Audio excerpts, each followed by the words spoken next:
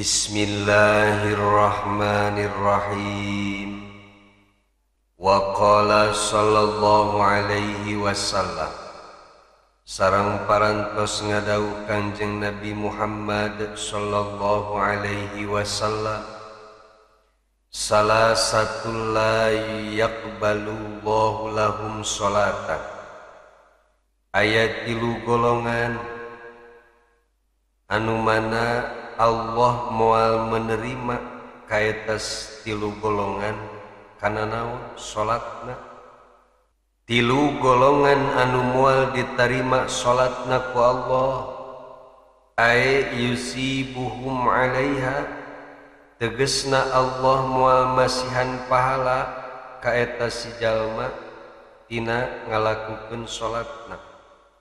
Pan ieu kacida rugina, salat mah salat urang tapi teu dibere pahala ku Allah Subhanahu wa taala. Pan salat teh urang hayang menang pahala, hayang menang ridho ti Allah, tapi ieu mah aya 3 golongan anu moal ditarima jeung moal menang pahala salatna. Selain ti moal ditarima salatna, moal menang pahala tina salatna, wala turfa'u lahum ilas samai hasanatun, sareng moal diangkatkeun ka langit kebaikanana, dalam arti apapun anu dilakukeun ku eta jalma berupa kebaikanana moal ditarima ku Allah Subhanahu wa taala. Na'udzubillah min dzalik. Mana nu kahiji al abdu wa kadzal amat. Hiji nu moal ditarima salatna sareng kebaikanana teh hamba. Hamba sahaya baik istri atanapi pameget, al abiku ayil haribu, anu mabur bila udrin tanpa aya alasan. Mabur ti mana? Min sayyidihi, mabur ti tuana. Hatta yarji'a, nepika kembali deui. Wa fi riwayatin mah, dina riwayat anu sejen mah, hatta yarji'a ila mawalihi, dugika kembali deui ka tuanna.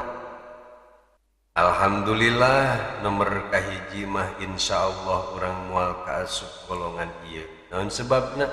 Da zaman ayeuna mah tos aya perbudakan atuh. Nu kadua, wal mar'atus sahiqu 'alaiha zaujuha, istri anu dimurkai ku suamina, ieu moal ditarima salatna. Linahwi nusujin, seperti misalna ieu istri teh ngalakukeun nusuj, ngabangkang kana parentah suamina. Hatta yardo anha zaujuha, dugika carogena ridho deui ka eta istri. Nukatilu wasakranu ayil mutaaddi bisukrihi, jalma anu mabok tegesna anu sengaja mabok-mabokan, minum minuman keras sareng mengkonsumsi narkoba. Hatta yashuwa, dugika sadar deui min sakrihi tina mabokna. Etalah 3 kelompok jalma-jalma anu moal ditarima salatna, atanapi salatna moal dipasihan pahala ku Allah sareng amal kebaikanana ge moal ditarima. Rawahu Ibnu Huzaimah, ieu hadis diriwayatkeun ku Ibnu Huzaimah wa Ibnu Hibban wal Baihaqi an Jabirin. Wallahu a'lamu bissawab.